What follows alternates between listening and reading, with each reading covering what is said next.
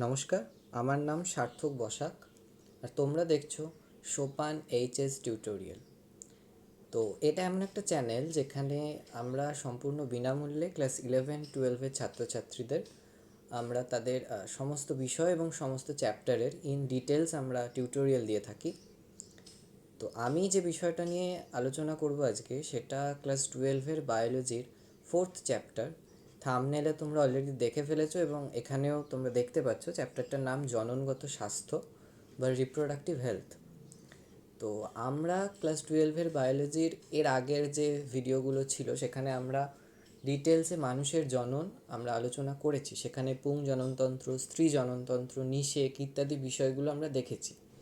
তো সেই সাথেই রিলেটেড একটা চ্যাপ্টার জননগত স্বাস্থ্য এবং পুরনো সেই ভিডিওগুলোর জিনিসগুলো অনেক কিছু এখানে আসবে।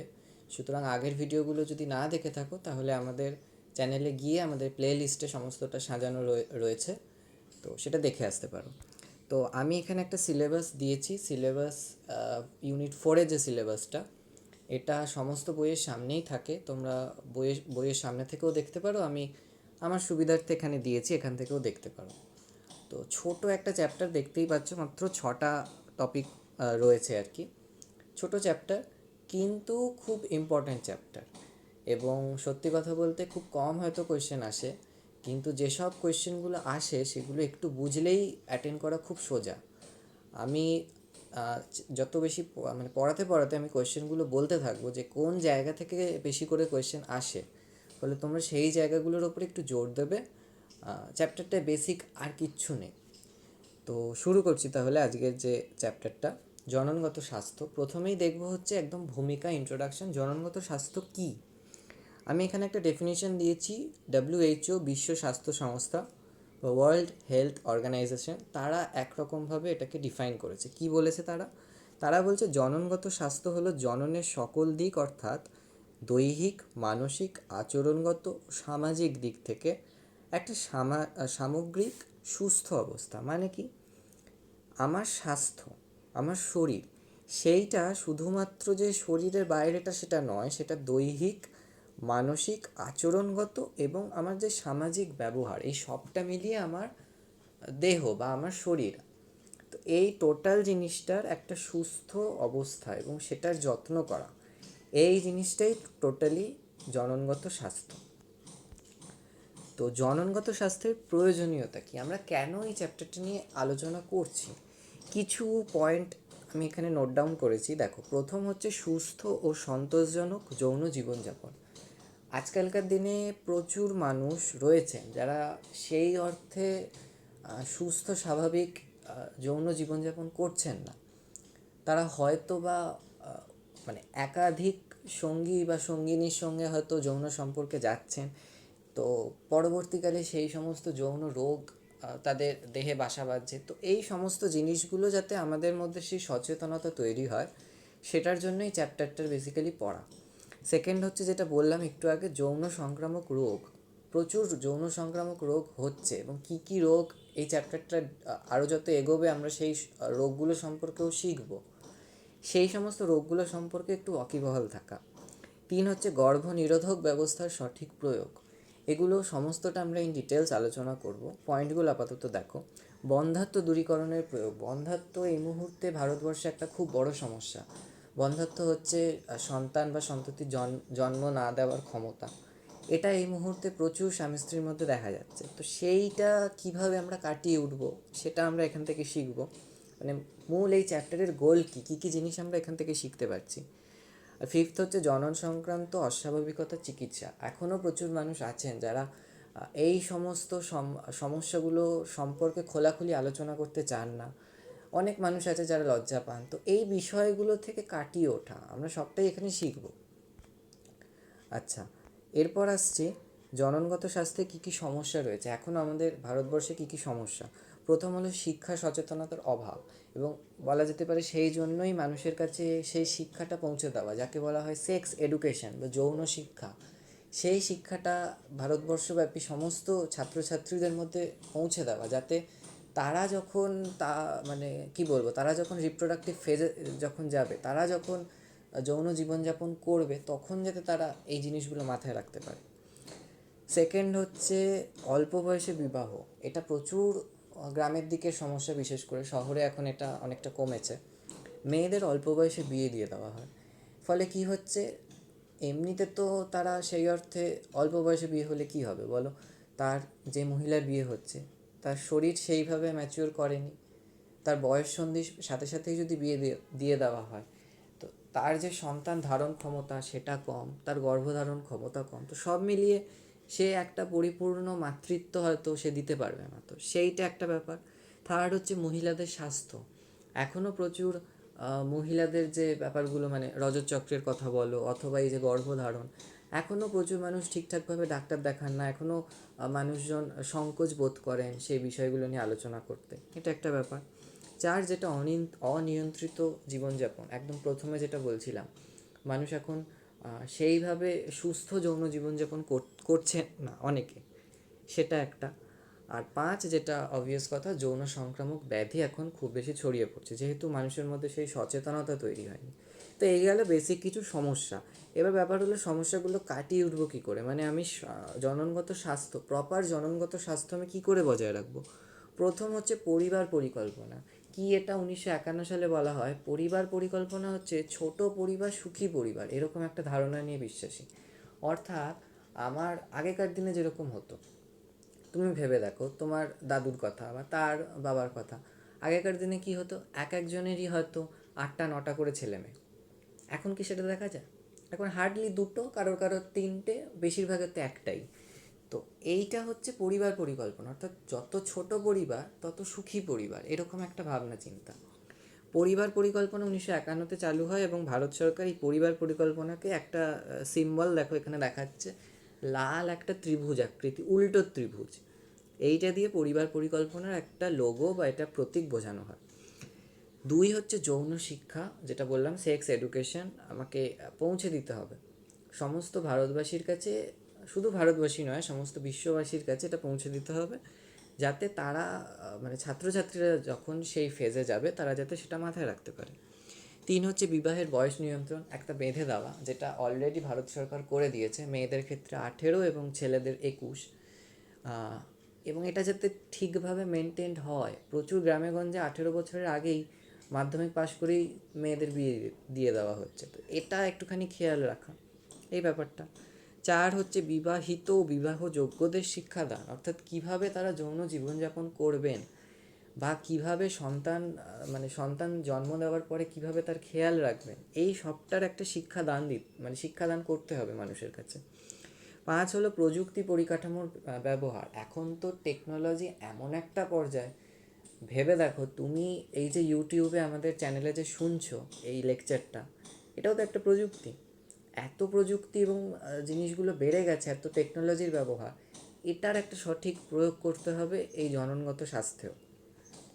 6 হচ্ছে সন্তান ও মায়ের উপযুক্ত পরিচর্যা করতে হবে, যেটা এখন অধিকাংশ গ্রামেগঞ্জেই হয় না। মায়ের সেইভাবে খেয়াল রাখা হয় না গর্ভবতী মহিলাদের, এবং সন্তান জন্ম দেওয়ার পরেও সন্তানের সেইভাবে খেয়াল রাখা হচ্ছে না, এটা করতে হবে। এবং 7 হলো যেটা লাস্ট, জনসচেতনতা, সেটাই হচ্ছে মেইন, মানে মানুষকে সচেতন হতে হবে, না হলে কিছুই সম্ভব না। তো এই হচ্ছে বেসিক জিনিসগুলো, কিছু জননগত স্বাস্থ্য পড়বার আগে আমাদের মাথায় রাখতে হবে। এইবার আমরা মূল চ্যাপ্টারে ঢুকছি, সেটা হলো যৌন সংক্রামক রোগ, যেটার কথা একটু আগেই বললাম। তো যৌন সংক্রামক রোগ, এই গোটা জিনিসটা খুব ইম্পর্ট্যান্ট। অনেকগুলো যৌন সংক্রামক রোগের সম্পর্কে আমরা একটুখানি পড়ব। প্রথম যেটা আছে সেটা হলো সিফিলিস। আমি প্রত্যেকটা রোগ সম্পর্কে 3টে কলাম করেছি: রোগ সৃষ্টিকারী জীব, রোগের উপসর্গ এবং তার প্রতিরোধ। সিফিলিস সম্পর্কে একটু দেখি, কি মানে রোগ সৃষ্টিকারী জীবটার নাম কি? ট্রিপোনিমা প্যালিডাম, খুব ইম্পর্ট্যান্ট। 1 নম্বরের কোয়েশ্চেনে কিন্তু প্রায় দিতে পারে, ট্রিপোনিমা প্যালিডাম মাথায় রাখতে হবে, এমসিকিউতে মাঝে মধ্যে দিতে পারে। কি কি উপসর্গ? আচ্ছা, এটা একটা সর্পিলাকৃতি ব্যাকটেরিয়া, মাথায় রাখবে এটা ব্যাকটেরিয়া তৈরি করে। আচ্ছা, উপসর্গ কি? যৌনাঙ্গে ক্ষত তৈরি হবে, ত্বক ও মিউকাস পর্দায় গুটি এবং চুল পড়ে যাবে, জ্বর, মাথা ব্যথা, এবং আলটিমেটলি যদি চিকিৎসা না করা হয় তাহলে আলটিমেট কেস কি হতে পারে? মস্তিষ্ক এবং সুষুম্নাকাণ্ডের ক্ষতি হতে পারে, অর্থাৎ ব্রেনে অবধি এটা অ্যাফেক্ট করতে পারে। অথবা আরেকটা যেটা হতে পারে, দেহের বিভিন্ন অংশে টিউমার হতে পারে, ক্যান্সার হতে পারে, ভয়ঙ্কর একটা ব্যাপার। কি করব প্রতিরোধ করার জন্য? রোগাক্রান্ত ব্যক্তির সঙ্গে যৌন মিলন করব না। মানে যদি আমি জানতে পারি যে রোগাক্রান্ত ব্যক্তি মানে সিফিলিস রোগাক্রান্ত কোনো ব্যক্তি আমার পার্টনার, তো আমি তার সাথে যৌন মিলন করব না। আর যদি করি তাহলে সতর্ক থাকবো, মানে আমাকে প্রপার প্রোটেকশন নিয়ে সেটা করতে হবে যৌন মিলন, যাতে আমার দেহে সিফিলিসটা প্রবেশ না করতে পারে। সেকেন্ড আসছি গনোরিয়া। আচ্ছা, রোগ সৃষ্টিকারী জীবের নাম হচ্ছে নেইজেরিয়া গনোরি। এটাও মাথায় রাখতে হবে, খুব ইম্পর্ট্যান্ট এই দুটো। এটাও 1 নম্বর বা এমসিকিউতে দিতে পারে। তো এটাও ব্যাকটেরিয়া, গ্রাম নেগেটিভ ব্যাকটেরিয়া। তো উপসর্গ কি? একই রকম ব্যাপার, যে রেচন ও জননতন্ত্রের নালী, যোনি, পেনিস, এই সমস্ত জায়গা মূলত যেগুলো জননাঙ্গ, সেইখানের মিউকাস পর্দায় ক্ষত তৈরি হবে এবং সেই ক্ষত থেকে পুঁজ নির্গমন হবে। এছাড়া যেটা হতে পারে, জরায়ু সার্ভিক্সের সংক্রমণ হতে পারে, যেটা আলটিমেটলি বন্ধ্যাত্ব আর কি তৈরি করবে। মানে স্বাভাবিক, বুঝতেই পারছো এটা হতে পারে। প্রতিরোধ কি? ওই একই জিনিস, যে রোগাক্রান্ত ব্যক্তির সঙ্গে সংক্রমণ মানে যাতে সংক্রমণটা না ছড়ায়, আমি যৌন মিলন করব না, যদি করি তাহলে আমি সতর্ক থাকবো। আচ্ছা, এরপরে যেটা রয়েছে এইডস।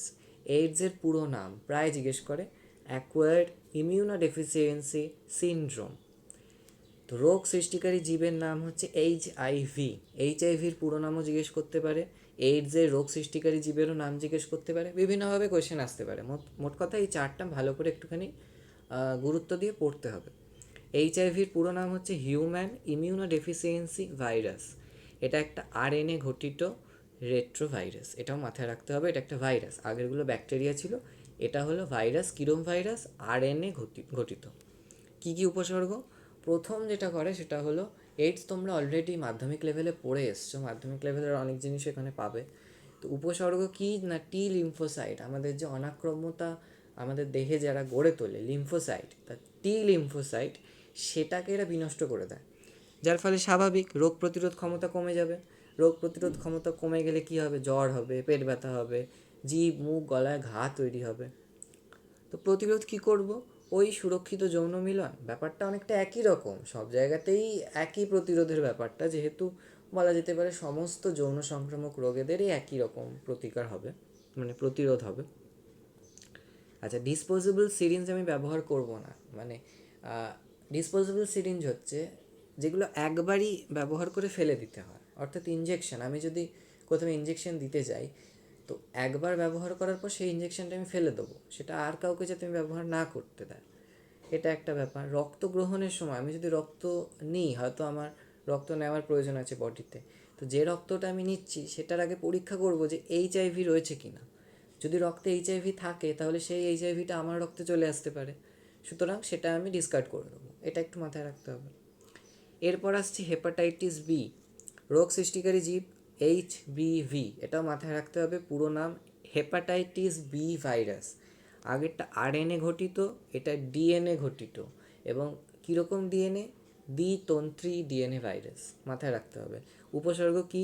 ওই একই জ্বর, মাথা ব্যথা, ক্ষুধামান্দ, দুর্বলতা, জন্ডিস, যকৃতের সিরোসিস, অর্থাৎ যকৃতের সেলসগুলো যেগুলো কোষ রয়েছে সেগুলো পচে যেতে পারে, আলটিমেটলি যকৃতের ক্যান্সার হতে পারে। তো এই জিনিসগুলো হতে পারে। এছাড়া বৃক্ক বা কিডনি ড্যামেজ হয়ে যেতে পারে, কিডনির বিভিন্ন রোগ দেখা যেতে পারে।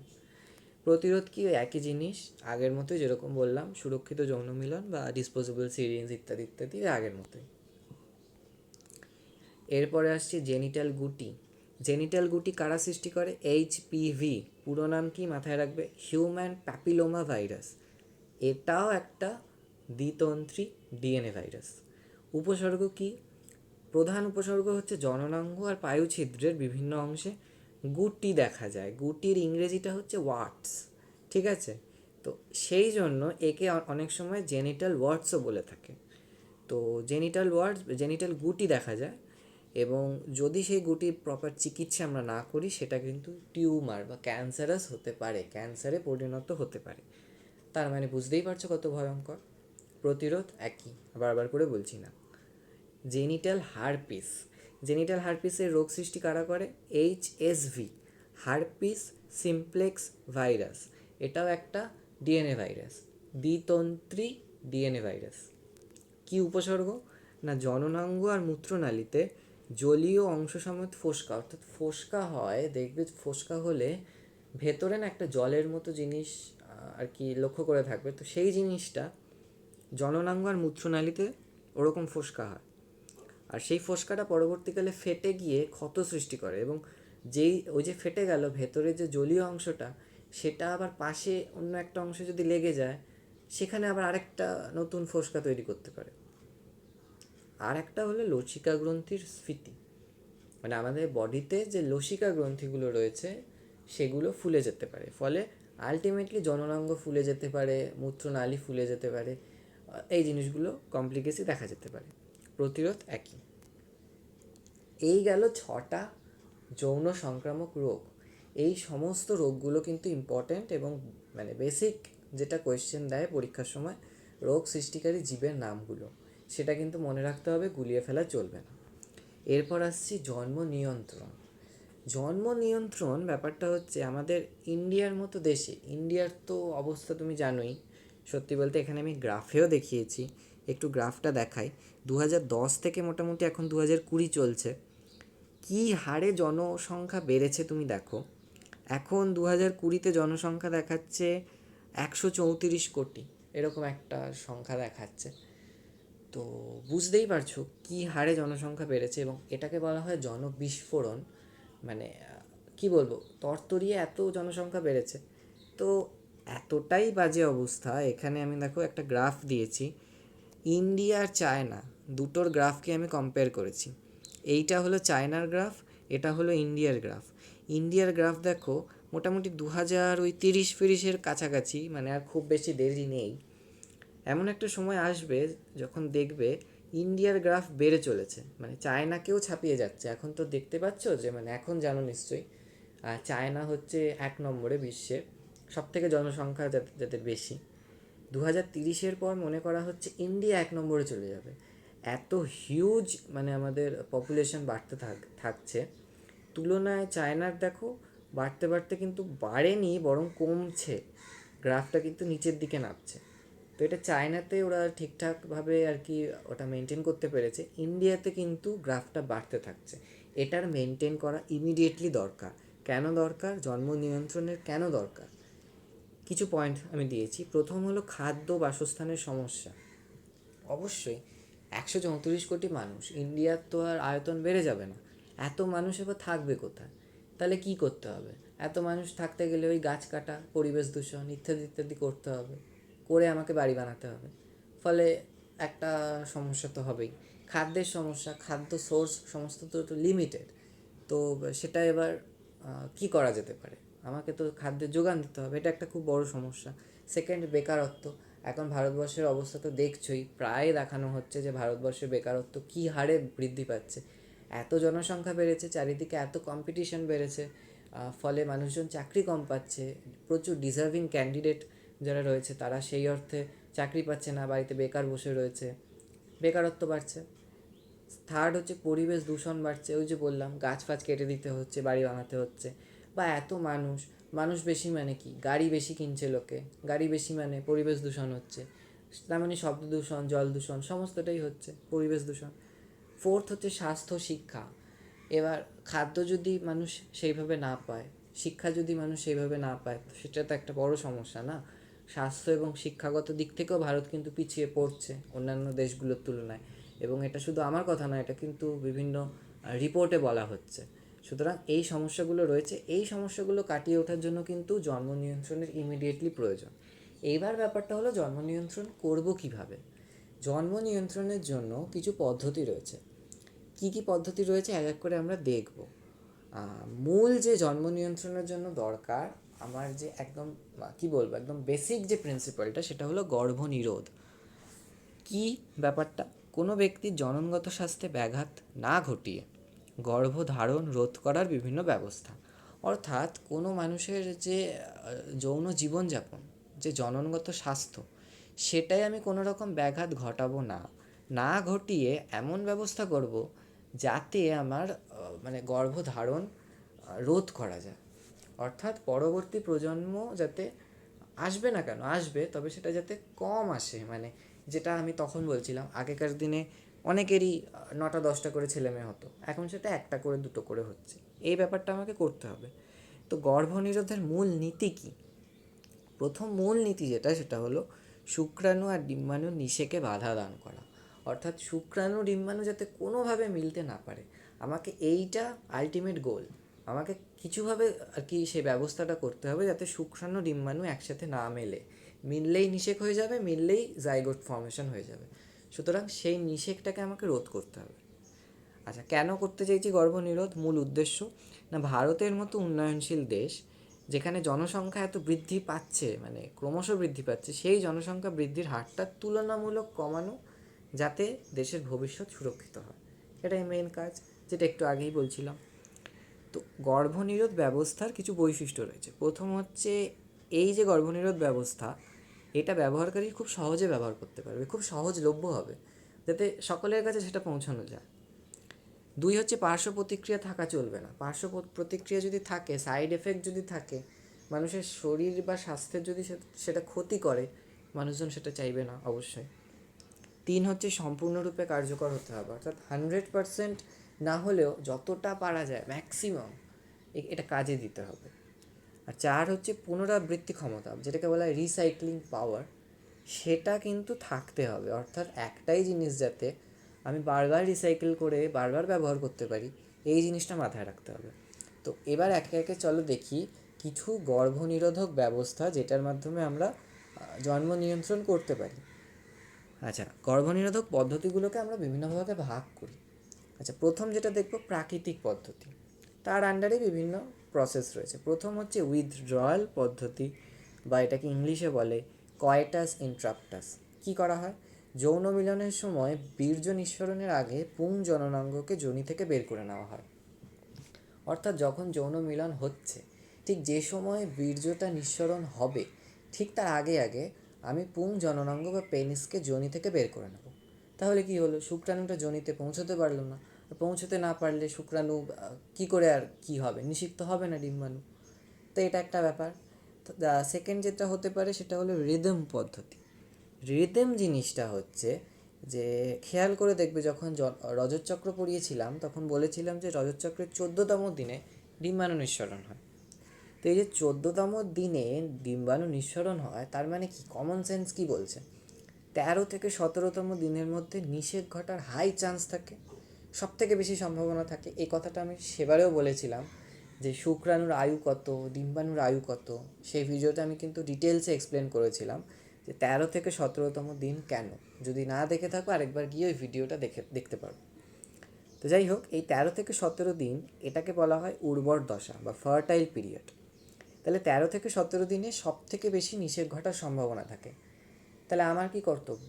এই 13 থেকে 17তম দিনের মধ্যে যৌন মিলন না করা, সেটাই স্বাভাবিক। কখন করব তাহলে?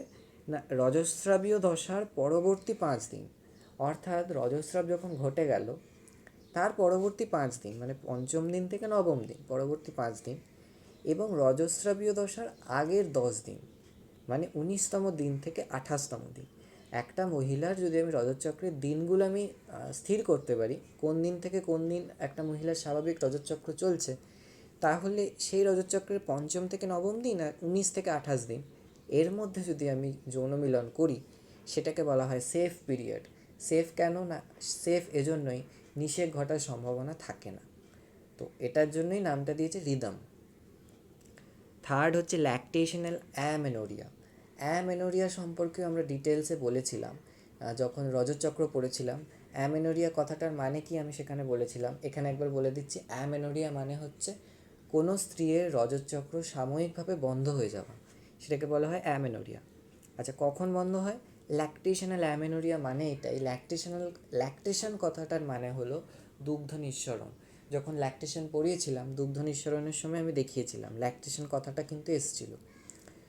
যখন কোনো সন্তানের জন্ম হয়, সন্তান জন্ম হওয়ার প্রায় 6 মাস অবধি মা আর কি মায়ের স্তনগ্রন্থি থেকে দুগ্ধ নিঃসরণ শুরু হয়। আপ টু 6 মাস এই দুগ্ধ নিঃসরণ চলে। সেই সময়টায় বলা হয় যে ডিম্বাণু নিঃসরণ বা রজস্রাব ঘটে না। তো সেই সময় যদি আমি যৌন মিলন করতে পারি, তাহলে যদি আমার ডিম্বাণু নিঃসরণই না ঘটে, সুতরাং শুক্রাণু একা আর কী করতে পারবে, কোনো লাভ নেই, ফলে নিষেক ঘটবে না। ফলে এই জিনিসটা আমাকে মাথায় রাখতে হবে, এটার নাম ল্যাকটেশনাল অ্যামেনোরিয়া। এরপরে যেটা সেটা হলো বেসাল বডি টেম্পারেচার। একটা গ্রাফ দিয়েছি, এটা একটা সম্পূর্ণ 28 দিনের সাইকেলের গ্রাফ দিয়েছি। কি হয় দেখো, এখানে 28 দিন পর পর আমি প্লট করেছি, এখানে হচ্ছে বেসাল বডি টেম্পারেচার, অর্থাৎ কোনো মহিলার বডি টেম্পারেচার। আমাদের নর্মাল হচ্ছে 98.4, এরকম আর কি নর্মাল। রজস্রাব হলো, রজস্রাব হওয়ার পর ঠিক 14 দিনে যখন ডিম্বাণু নিঃসরণ হচ্ছে, ঠিক 14 দিনের মাথায় দেখো এখানে দেওয়া রয়েছে, সেই যে যখন ডিম্বাণু নিঃসরণ হচ্ছে হঠাৎ করে মানে টেম্পারেচারটা ওই 1 ডিগ্রি 2 ডিগ্রি ফারেনহাইট মতো কমে যায়। ঠিক আছে, দেখো নিচে একদম ড্রপ করেছে টেম্পারেচার হলো। এইবার এই যে 1 ডিগ্রি সেলসিয়াস 2 ডিগ্রি সেলসিয়াস যে আর কি কমে গেল, 14 থেকে 16 দিনের মাথায় হঠাৎ করে দেখো আবার বেড়ে গেছে। অর্থাৎ এই যে কমে গিয়ে আবার বেড়ে যাওয়া, এই যে একটা কি বলবো, এরকম একটা যে গ্যাপ নেওয়া, হঠাৎ করে কমে হঠাৎ করে বেড়ে যাওয়া, এই ফেজটা থেকে আমি বুঝতে পারবো যে ঠিক এই সময়ে সম্ভবত মানে ডিম্বাণু নিঃসরণটা হয়েছে। বেসাল বডি টেম্পারেচার থেকে এটা কিন্তু বোঝা যায়। তাই যখনই আমি দেখব 2 ডিগ্রি বা 1 ডিগ্রি ফারেনহাইট আর কি বেড়ে গেছে বা কমে গেছে, সেই সময় আমি যৌন মিলন করব না। এটাই হলো বেসাল বডি টেম্পারেচার। লাস্ট হচ্ছে বিলিংস বর্ণিত পদ্ধতি। বিলিংস একজন সায়েন্টিস্টের নাম, তিনি এক ধরনের কথা বলেন। তিনি বলেন যে যখন ডিম্বাণু নিঃসরণ হয় স্ত্রীদেহে, তখন না সার্ভিক্স অঞ্চলে মিউকাস ক্ষরণ হয়, মানে ক্ষরণের মাত্রাটা খুব বেড়ে যায় মিউকাসের। আমি তখন যেটা করব, স্লাইড নেব। স্লাইড, এগুলো যে স্লাইড রয়েছে, আমরা যে ল্যাবে যে স্লাইডগুলো নিয়ে কাজ করি, ওই স্লাইডে আমি যেটা করব, মিউকাসটা নেব, সার্ভিক্স অঞ্চলের যে মিউকাস সেটা নেব একটা স্লাইডে, তার উপর আরেকটা স্লাইড চাপাবো, চাপিয়ে এইভাবে না ওপরের দিকে তুলব। ঠিক আছে, এই যে আরেকটা স্লাইড যে আমি ওপরের দিকে তুলছি, এই যে মিউকাসটা ওপরের দিকে উঠছে, যদি এই মিউকাসটা দেখো যদি এই সরু সুতোর মতো আকার ধারণ না করে, যদি এটা একটু মোটা হয়, তাহলে বুঝবো ডিম্বাণু নিঃসরণ ঘটেনি, অর্থাৎ আমি চাইলে তখন যৌন মিলন করতে পারি। আর যদি দেখি এটা সরু সুতোর মতো হয়ে যাচ্ছে, এটা দেখলে বোঝা যাবে ডিম্বাণু নিঃসরণ হয়েছে, অর্থাৎ গর্ভধারণের বা গর্ভ সঞ্চারের সম্ভাবনা তখন বেশি, তখন আমি যৌন মিলন করব না। এটা দেখে বোঝা যায়। এটাকে বিলিংস বর্ণিত পদ্ধতি বলে। এবং এই যে টেস্টটা আমরা করছি, এই যে আমরা দেখলাম স্লাইড নিয়ে যে টেস্টটা, এটাকে অনেক সময় বলা হয় স্পিন বার্কিট টেস্ট। ঠিক আছে, এটা মাথায় রাখতে হবে। সেকেন্ড যে জিনিসটায় যাব সেটা হলো বাঁধা দানকারী পদ্ধতি। বাঁধা দানকারী পদ্ধতিটা হচ্ছে দুরকম জিনিস হয়, একটা হলো কন্ডোম, আরেকটা হলো ডায়াফ্রাম। আচ্ছা, ছবিটা একটুখানি বড় করে দেখাই। কন্ডোম, প্রথম হচ্ছে কন্ডোম পুরুষদের জন্য হয়, এরকম ছোট ছোট পাউচ আকারে পাওয়া যায়। কাজ বেসিক্যালি এরকম কন্ডোম এরকম গোল গোল দেখতে হয়, যখন তুমি ওটা না বাড়ে, মানে এখান দিয়ে টানলে জিনিসটা এরকম বাড়ে, এরকম একটা সিলিন্ড্রিক্যাল একটা আকার ধারণ করে। এই জিনিসটাকে পেনিসের ওপর দিয়ে পরে নিতে হয়। যখন যৌন মিলন করা হবে তখন এই জিনিসটা পেনিসের ওপর পরে নিতে হবে। তাহলে যেটা হবে যে শুক্রাণু যখন বেরোচ্ছে, মানে পেনিস থেকে যখন শুক্রাণু বা বীর্য যখন বেরোলো, সেটা স্ত্রী দেহে আর প্রবেশ করতে পারবে না, এই কন্ডোমের মধ্যেই থেকে যাবে, আটকে যাবে, ফলে আমার গর্ভসঞ্চারের সম্ভাবনা কম হবে। সেকেন্ড যেটা সেটা হলো ডায়াফ্রাম, বা একে বলা হয় সার্ভাইকাল ক্যাপ।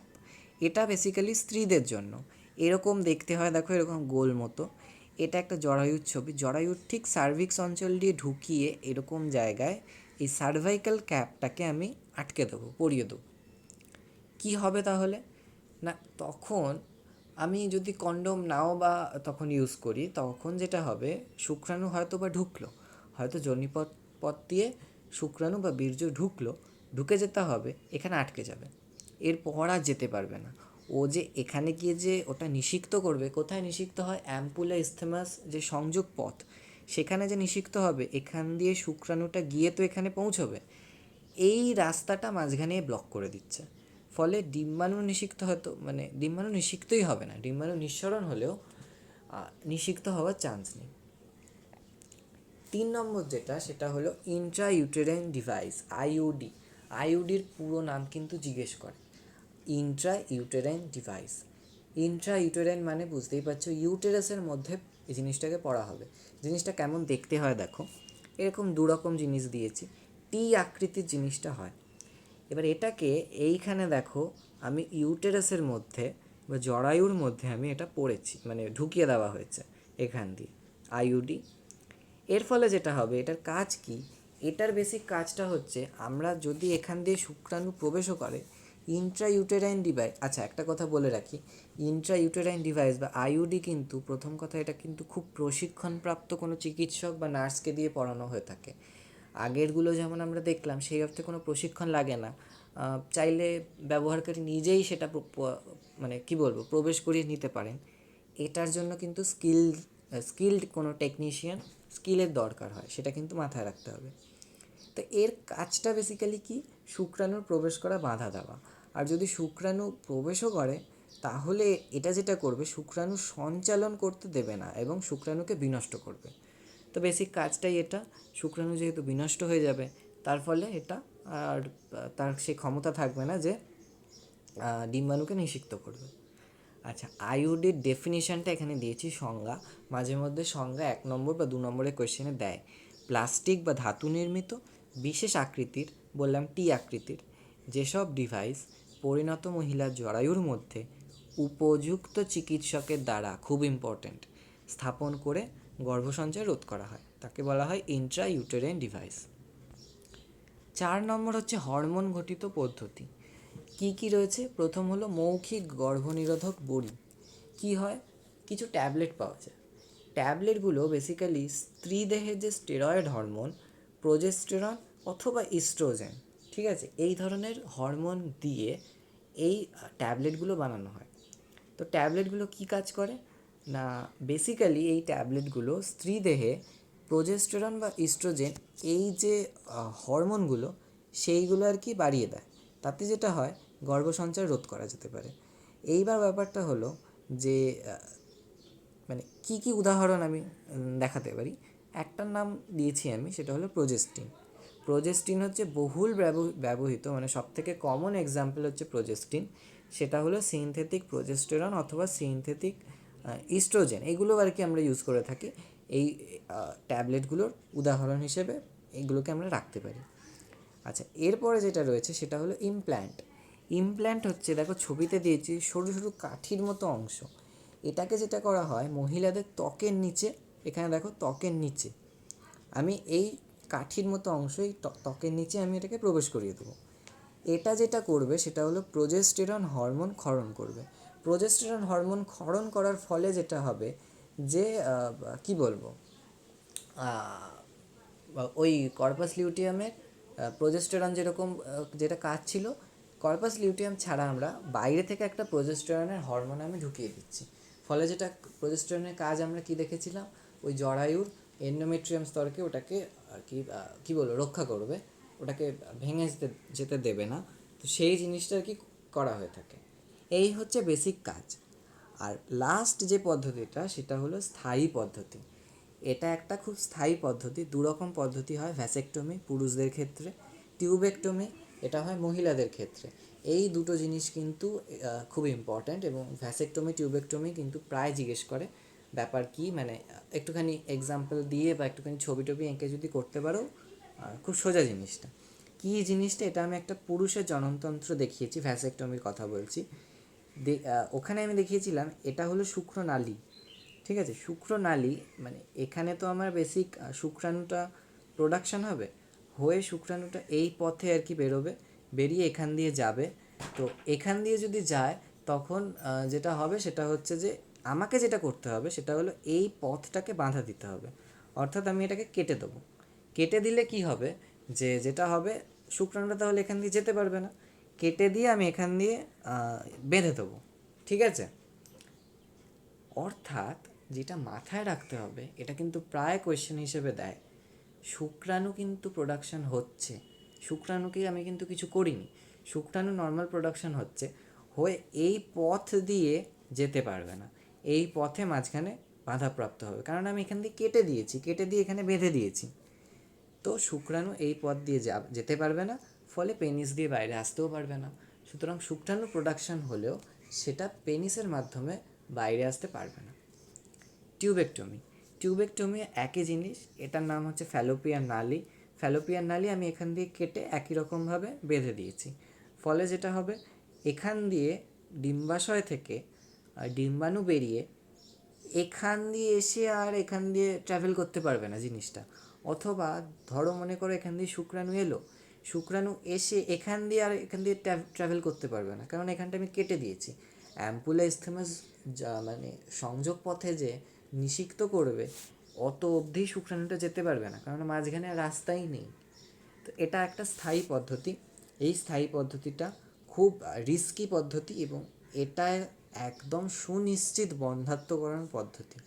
ঠিক আছে, বলা হয় 99% মানে সফলতার হারের, মানে 99% কাজে দেয়।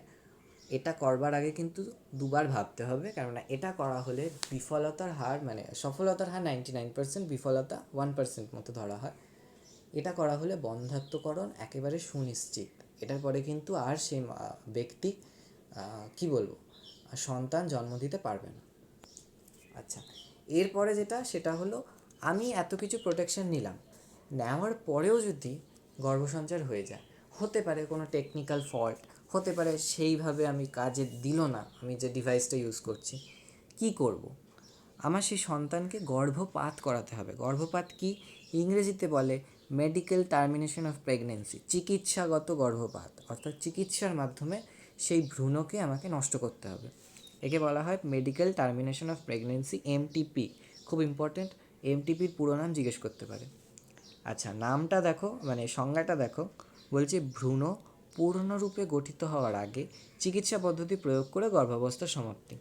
ভ্রূণ গঠিত হওয়ার আগেই চিকিৎসাগতভাবে আমি ভ্রূণটাকে নষ্ট করে দেবো। সময়কাল হচ্ছে 1971 সালে ভারত সরকার একটা আইন প্রবর্তন করে, medical termination of pregnancy act, MTP act, একটা আইন প্রবর্তন করে 1971-এ। এই আইনে কি বলা হয়, প্রথম 20 সপ্তাহের মধ্যে এমটিপি করা যেতে পারে।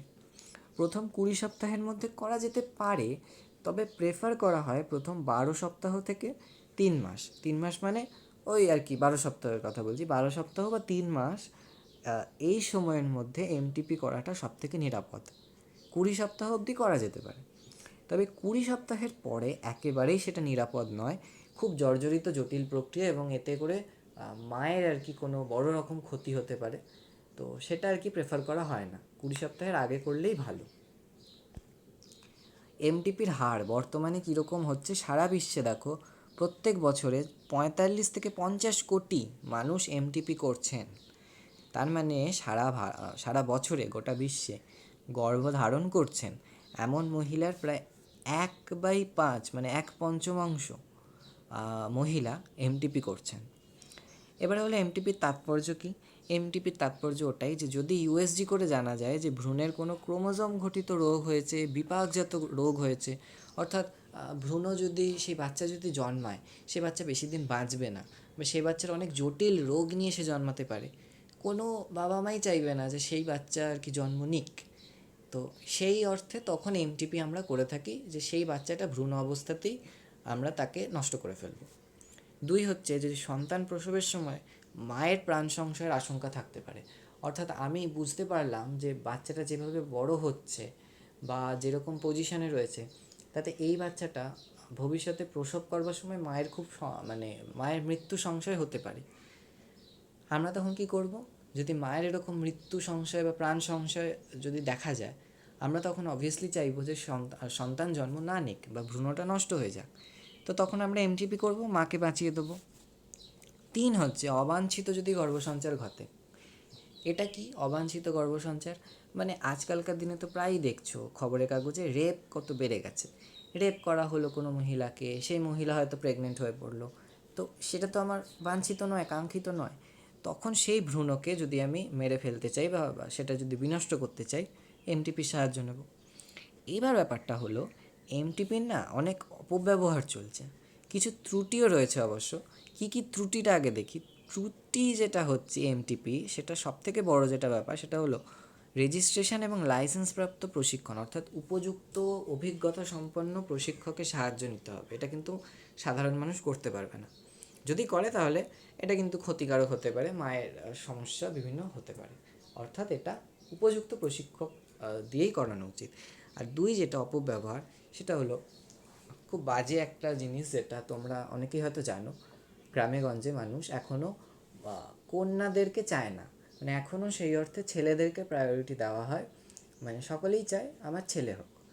তো যদি কোনোভাবে জানতে পারা যায় যে ইউএসজি করে হোক বা যা করে হোক যে গর্ভস্থ ভ্রূণ কন্যা সন্তান, তখন অধিকাংশ পরিবার যেটা চায় সেই কন্যা ভ্রূণকে আর কি মেরে ফেলে, যাতে সেই কন্যা জন্ম না নেয়।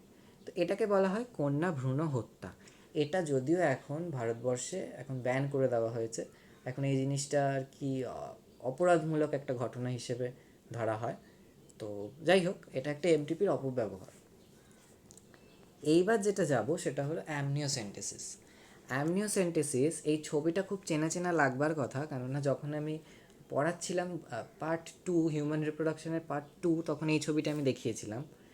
এখানে একটা পয়েন্ট আমি দেখিয়েছিলাম অ্যামনিয়ন বলে, সেজন্য এই ছবিটা রেখেছি। এই যে ভ্রূণর ঠিক বাইরের যে পর্দাটা, তাকে বলা হয়েছে অ্যামনিয়ন। তখন বলেছিলাম যে এটা একটা পাখির ডিমের একটা ছবি, মুরগির ডিমের ছবি, সেই জন্য বাইরে এই ডিমের খোলসটা রয়েছে। মানুষের ক্ষেত্রে শুধু এইটুকুনি থাকে, এই বাইরের খোলসটা থাকে না। যাই হোক, এটা একটা অ্যামনিয়ন, যেটা ভ্রূণর ঠিক বাইরে একটা অ্যামনিয়ন থাকে। তো এইটা হচ্ছে, এই অ্যামনিয়নটা নিয়ে আমাদের কাজ, কেননা নামেই দেখো অ্যামনিয়ন কথাটা রয়েছে, অ্যামনিওসেন্টেসিস। ঠিক আছে, কাকে বলে? আচ্ছা, খুব বড় রকমের একটা অনেক কঠিন জটিল করে একটা সংজ্ঞা দিয়েছে, আমরা সংজ্ঞাটা একটু পরে বুঝবো। আগে আমরা বেসিক পদ্ধতিটা দেখি, পদ্ধতি দেখলেই আমরা আশা করি সংজ্ঞাটা ভালো বুঝতে পারবো। পদ্ধতিটা দেখো, এখানে মানে ভ্রূণ রয়েছে, এটা মায়ের একটা অংশ দেখানো হয়েছে, এখানে ভ্রূণ রয়েছে।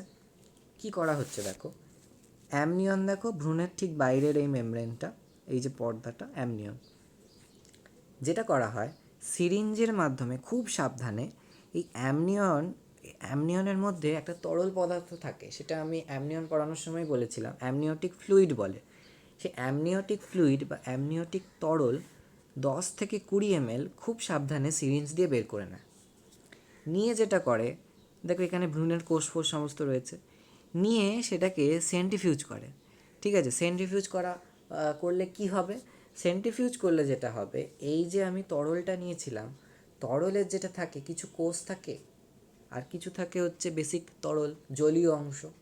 তো সেন্ট্রিফিউজ করলে দুটো আলাদা হয়ে যায়, একদম তলায় থিতিয়ে পড়ে যে সলিড কোষ যে অংশটা, আর একদম উপরের অংশে ভাসতে থাকে জলীয় অংশটা, তরল অংশটা। ঠিক আছে, এইবারে আসল কাজটা আমার দরকার। অ্যামনিওসেন্টেসিস করে কি জানা যায় তাহলে, না এই যে কোষ অংশটা, যেটা সলিড অংশটা ছিল, সেইটাকে যদি আমি উপযুক্ত কালচার মিডিয়ামে দিই, সেই কোষ বিভাজন টিভাজন ইত্যাদি যদি আমি করি, কোষের মধ্যে কি আছে? নিউক্লিয়াসের মধ্যে কি আছে? ক্রোমোজোম। সেই ক্রোমোজোমটা যদি আমি কোনোভাবে স্টাডি করতে পারি, তাহলে আমি দেখতে পারবো কোনো রকম ক্রোমোজোমাল কোনো ত্রুটি রয়েছে কি না, সেই জিনিসটা আমি জানতে পারবো। আর যদি আমি এই তরলটাকে করতে পারি, তরলটাকে যদি আমরা দেখতে পারি, তাহলে এটা হচ্ছে কি জানতে পারবো, না কোনো নিউরাল টিউব জনিত কোনো ত্রুটি রয়েছে কি না সেটা জানতে পারবো। আর বিপাকজনিত কোনো কি বলে ত্রুটি রয়েছে কি না, সেরকম ত্রুটি আমরা বলতে পারবো। এই হচ্ছে ব্যাপার। তো বেসিক পদ্ধতি হচ্ছে এই অ্যামনিওসেন্টেসিস। ঠিক আছে, এইবার আমরা সংজ্ঞাতে যাব। সংজ্ঞায় কি বলছে, গর্ভস্থ ভ্রূণের এক একটা পয়েন্ট তুমি ভালো করে খেয়াল করবে। গর্ভস্থ ভ্রূণের জিনগত বা বিপাকজাত ত্রুটি, ঠিক আছে, জিনগত বা বিপাকজাত ত্রুটি আমরা দেখছি, অথবা নিউরাল টিউবের কোনো ত্রুটি রয়েছে কি না, এই জিনিসগুলো আমরা দেখছি। এগুলো নির্ণয় করার জন্য কি করব, ভ্রূণে কোনো রকম আঘাত না করে খুব সাবধানে করতে হবে, ভ্রূণও কোনোভাবে যাতে ড্যামেজ না হয়। বিশেষ উপায়ে কি দেখলাম, নয় সিরিঞ্জ দিয়ে উদর, জরায়ু ও বহির্ভ্রূণীয় পর্দা কি দেখলাম, অ্যামনিয়ন যে পর্দা দেখছিলাম, সেটা বিদ্ধ করে অ্যামনিওটিক গহ্বর থেকে অ্যামনিওটিক তরল সংগ্রহ করব। অ্যামনিওটিক গহ্বর, সেখানে অ্যামনিওটিক তরল রয়েছে, সেই অ্যামনিওটিক তরলটা আমরা সিরিঞ্জ দিয়ে সংগ্রহ করব, আমরা দেখলাম। সেই পদ্ধতিটাকে বলা হচ্ছে অ্যামনিওসেন্টেসিস। তাহলে প্রসেসটা থেকে দেখলে সংজ্ঞাটা কত ইজি হয়ে গেল। তাহলে মনে রাখা খুব সোজা। এই হচ্ছে প্রসেসটা, একবার ভালো করে দেখতে পারো। কী কী শর্তাদি রয়েছে। প্রথম শর্ত হচ্ছে যার মধ্যে যে গর্ভবতী মহিলার অ্যামনিওসেন্টেসিস করব তার 35 বছর বা তার বেশি বয়স হওয়া প্রয়োজন।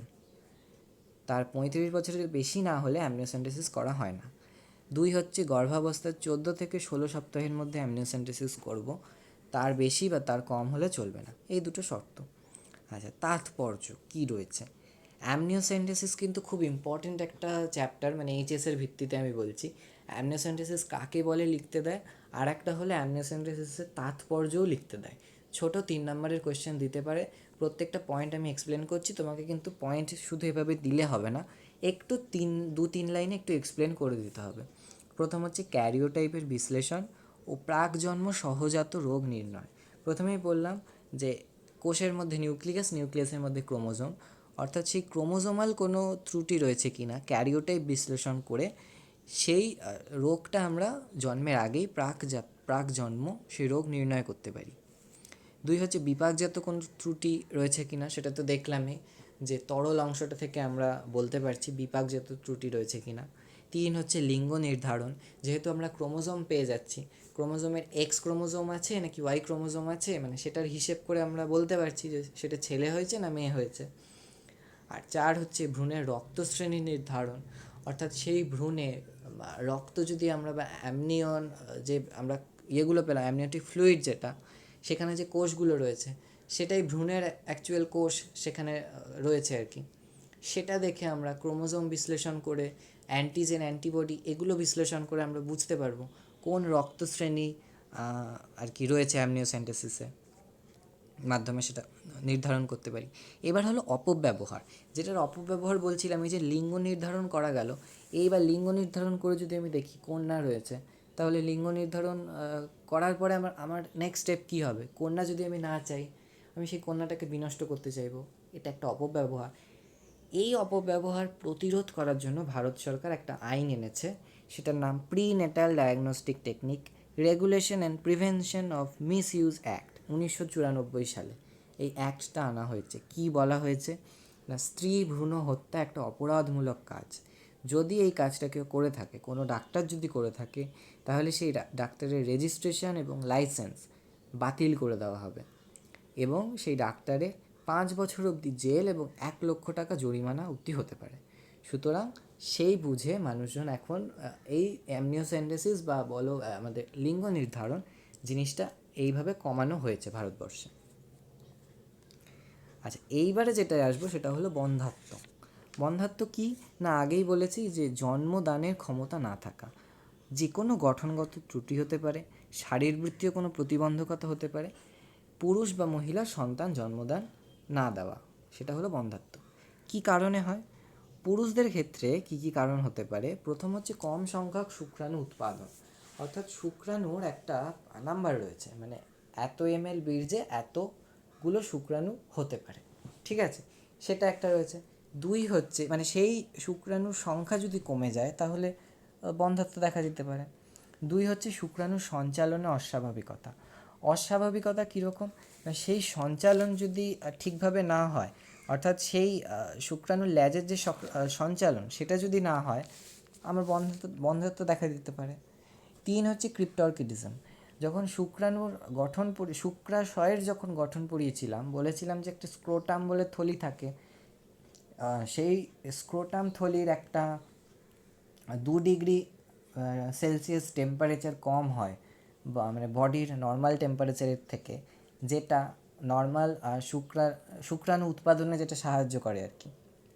তো সেই ক্রিপ্টরকিডিজম ব্যাপারটা হচ্ছে যে কোনো কারণে হয়তো সেই কি বলবো স্ক্রোটামের হয়তো কোনো অস্বাভাবিকতা দেখা দিল। অস্বাভাবিকতা ঠিক বলবো না, মানে স্ক্রোটাম হয়তো কি বলবো উদর গহ্বরের যে অংশে স্ক্রোটামটা থাকে সেটা হয়তো স্ক্রোটামটা আরও নিচে নেমে গেল বা সেই টেম্পারেচারটা মেনটেন হলো না। এই জিনিসটা হলো ক্রিপ্টরকিডিজম, বেসিক স্ক্রোটামের আর কি কাজটা। তো সেটা যদি হয়ে থাকে তো পুরুষদের ক্ষেত্রে বন্ধ্যাত্ব দেখা দেয়। স্ত্রীদের ক্ষেত্রে এবার আসি। স্ত্রীদের ক্ষেত্রে ধরে নাও একটা হতে পারে এন্ডোমেট্রিয়ামের গঠনে অস্বাভাবিকতা, অর্থাৎ এন্ডোমেট্রিয়ামে মানে কি বলবো, যদি গঠনটা যদি স্বাভাবিক না হয়, অর্থাৎ ভ্রূণ হয়তো তৈরি হয়েছে, হয়তো নিষিক্ত হয়েছে, হয়ে সে যে জায়গায় রোপিত হবে সেই জায়গাটাই যদি ঠিক না হয় তাহলে তো রোপণ হবে না ঠিক মতো। এটা একটা ব্যাপার। 2 হচ্ছে ডিম্বাণু উৎপাদনে অস্বাভাবিকতা, ডিম্বাণু যদি ঠিকঠাক উৎপন্ন না হয়। 3 হচ্ছে শুক্রাণু ডিম্বাণুর মিলনে বাধা। বাধা কীরকম বাধা হতে পারে? যে যোনিপথে হয়তো কোনো মিউকাস সিক্রিট করেছে বা কোনো রক্তবাহ হয়তো রয়ে গেছে, সেই জিনিসটা এমনভাবে রয়েছে যে শুক্রাণু প্রপারলি পৌঁছতে পারছে না ডিম্বাণুর কাছে, একটা হতে পারে। 4 যেটা হতে পারে সেটা হলো অ্যান্টিবডি, স্ত্রীদেহে কিছু অ্যান্টিবডি উৎপন্ন হতে পারে। কীরকম অ্যান্টিবডি? মানে কিছু কিছু অ্যান্টিবডি হয়তো উৎপন্ন হলো, এমন অ্যান্টিবডি যেগুলো শুক্রাণুকেই হয়তো মেরে ফেললো।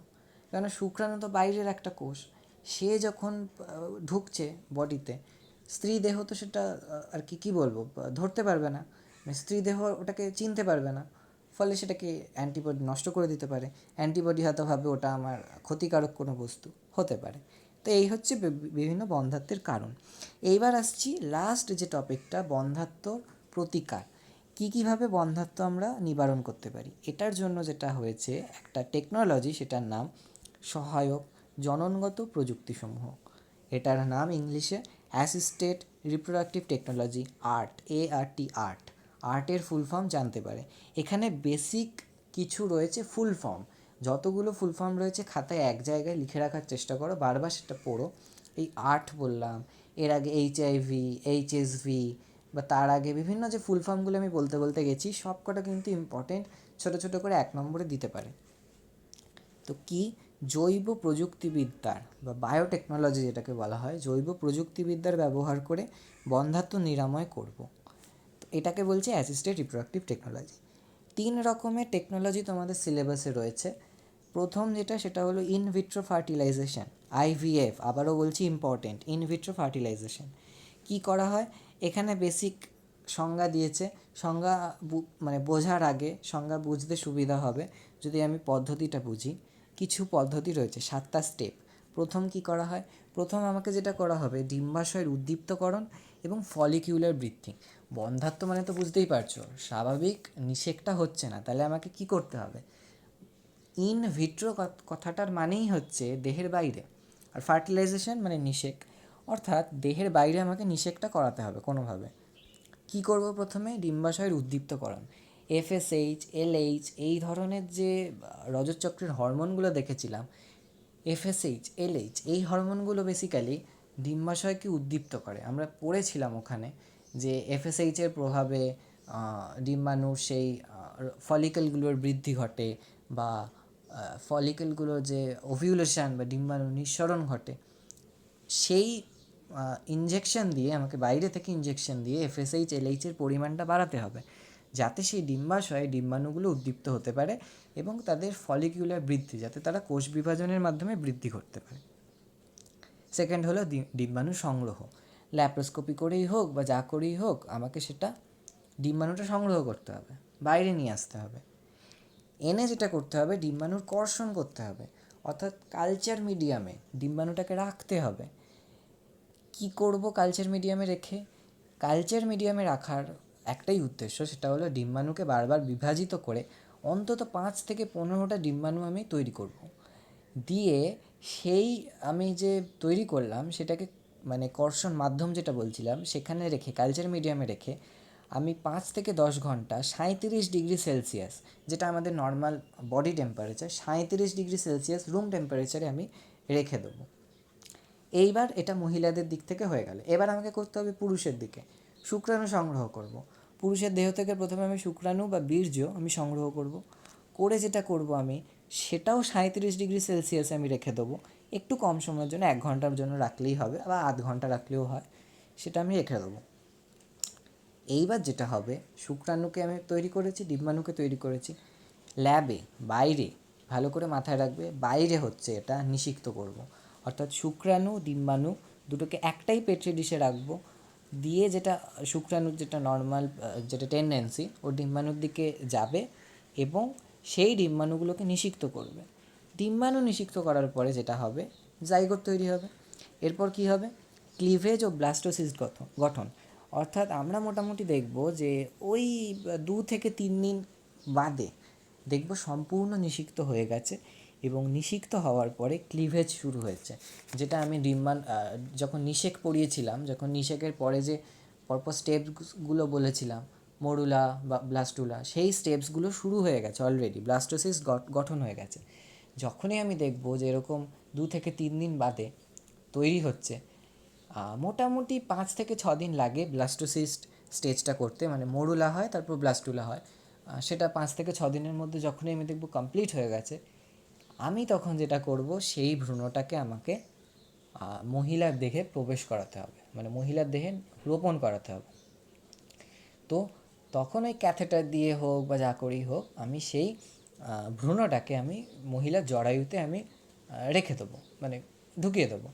তখন যেটা হবে, জরায়ুর এন্ডোমেট্রিয়াম স্তরে সেই ভ্রূণটা নর্মালি ওটা প্রথিত বা রোপিত হয়ে যাবে।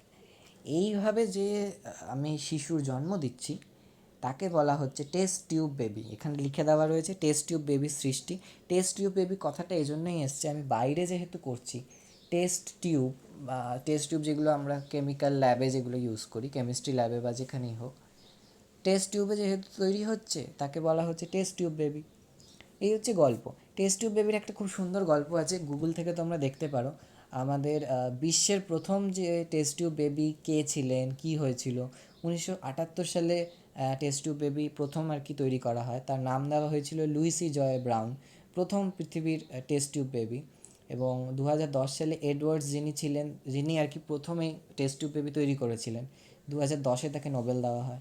ভারতবর্ষে যিনি করেছিলেন ডক্টর সুভাষ মুখোপাধ্যায়, 1978 যে টেস্ট টিউব বেবি প্রথম জন্ম নিয়েছিল, তার নাম হয়েছিল দুর্গা কানুপ্রিয়া আগরওয়াল, পরে ওনার নাম করা হয় বা ডাক নাম হয়েছিল দুর্গা।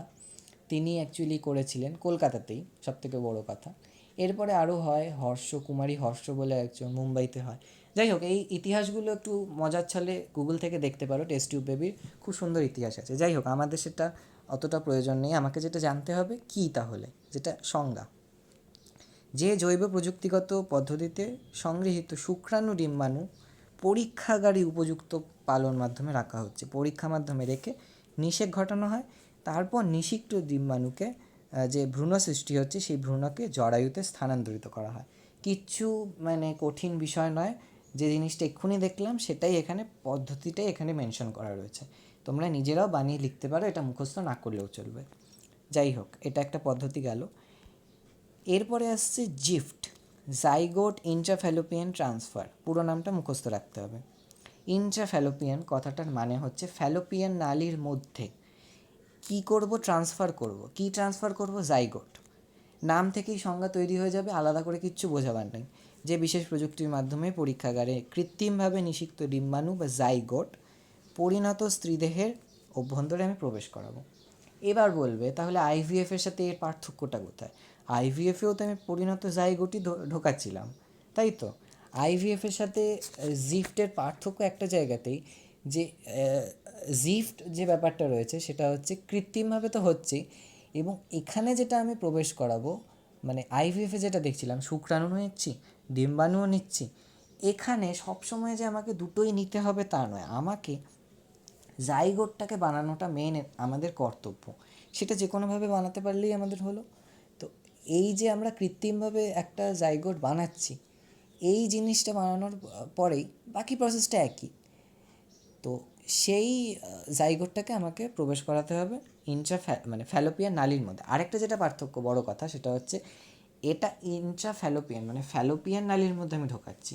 আর আইভিএফ কোথায় ঢোকাচ্ছিলাম? জরায়ুর মধ্যে। ওটা আপনি জরায়ুর এন্ডোমেট্রিয়ামে প্রথিত হচ্ছিল। আর এটা আমি ঢোকাবো মানে ফ্যালোপিয়ান নালীর মধ্যে। ঠিক আছে? যেটা লাস্ট যেটা রয়েছে সেটা হলো গ্যামেট ইন্ট্রাফ্যালোপিয়ান ট্রান্সফার। গ্যামেট ঢোকাবো, আগেরটা জাইগোট ছিল, এটা গ্যামেট, একই জিনিস। ইন্ট্রাফ্যালোপিয়ান ট্রান্সফার হবে গ্যামেট, যে বিশেষ প্রযুক্তির মাধ্যমে শুক্রাণু ডিম্বাণুকে পৃথকভাবে মহিলার ডিম্বনালীতে ঢোকানো হয়। অর্থাৎ কোনো মহিলা হয়তো ডিম্বাণু স্বাভাবিকভাবে উৎপন্ন করতে পারছেন না, ওই যে বন্ধ্যাত্বর কারণগুলো দেখছিলাম। অথবা হতে পারে কোনো পুরুষ হয়তো স্বাভাবিকভাবে শুক্রাণু উৎপাদন করতে পারছে না। কি করব তখন? আমি ওই পুরুষের থেকে আমি আলাদা করে বাইরে শুক্রাণু আমি নিয়ে আসব, আর মহিলার থেকে আমি বাইরে আলাদা করে ডিম্বাণু নিয়ে আসব।